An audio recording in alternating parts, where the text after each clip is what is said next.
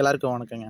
Snowball புக்கில் இன்றைக்கி அடுத்த சாப்டர் பார்க்க பாருங்க. போன சாப்டரில் வந்து டிபார்ட்மெண்ட் ஸ்டோரை வாங்கி எப்படி கஷ்டப்பட்டார் பஃபட் அப்படிங்கிறத நம்ம பார்த்தோம்.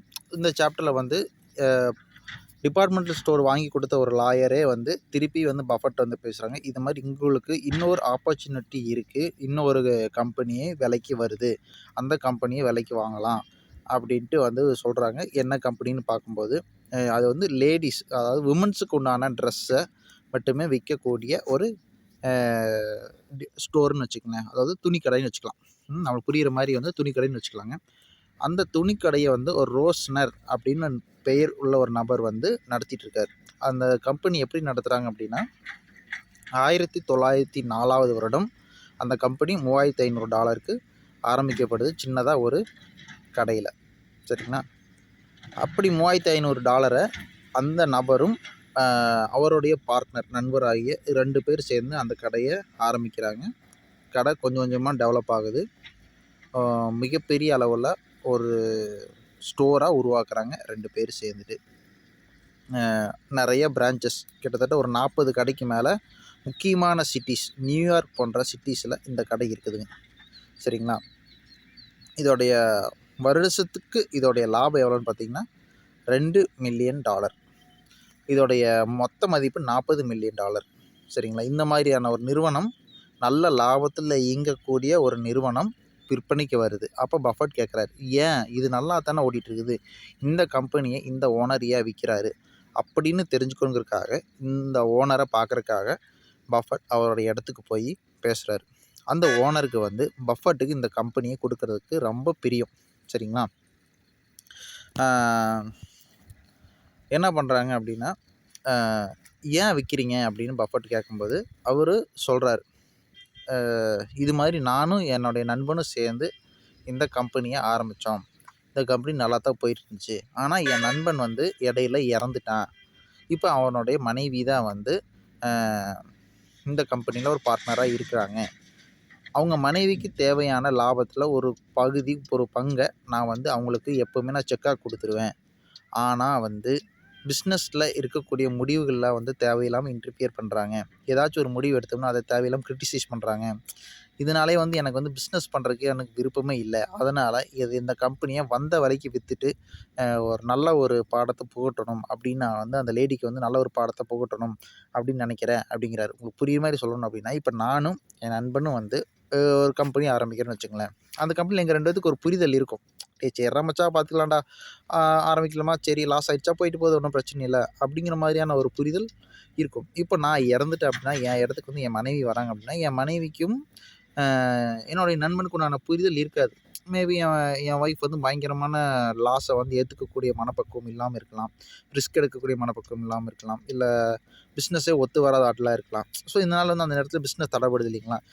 இடையில 2 பேத்துக்கு சண்டை வரும். ஸோ அந்த மாதிரி தான் வந்து அந்த ரூஸ்னருக்கும் அவருடைய நண்பனுடைய பார்ட்னருடைய மனைவிக்கும் பயங்கரமாக சண்டை வருது. அங்கே ஈகோ கிளாஸ் ஆகுது. ஸோ இதனால் வந்து நல்ல கம்மியான விலைக்கு விற்று அவங்களுக்கு வந்து நல்ல ஒரு பாடத்தை புகட்டணும் அப்படின்ட்டு நினைக்கிறாங்க. பஃபட்டுக்கு ஓகே, இது வந்து ஓகே, இவங்கள வந்து நம்ம வந்து திருத்தி இவங்க பிஸ்னஸ் ரன் பண்ண வைக்க முடியாது, இந்த பிஸ்னஸ் நம்ம வாங்கிக்கலாம். ஆனால் இந்த பிஸ்னஸை வந்து இந்த ரூஸ்னரே தான் வந்து நடத்தணும் அப்படின்னு பஃபட் விரும்புகிறாரு.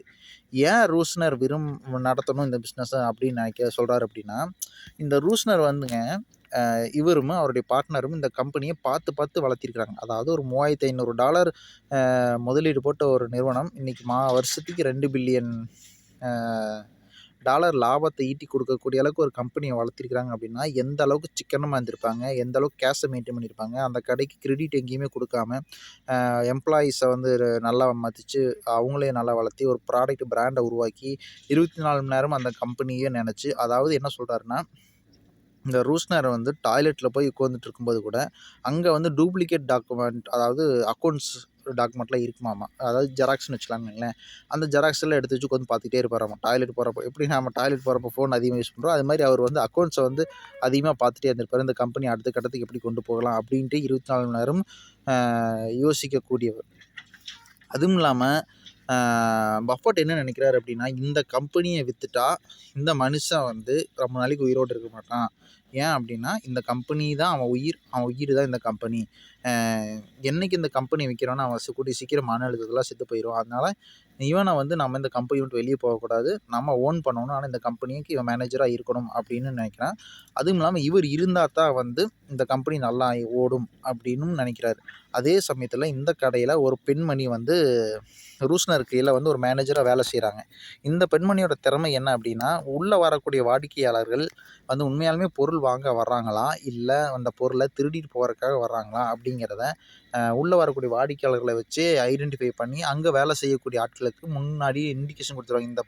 இவங்க வந்திருக்கு திருடருக்கு தான் வந்திருக்காங்க. பயங்கரமா வாட்ச் பண்ணுங்க.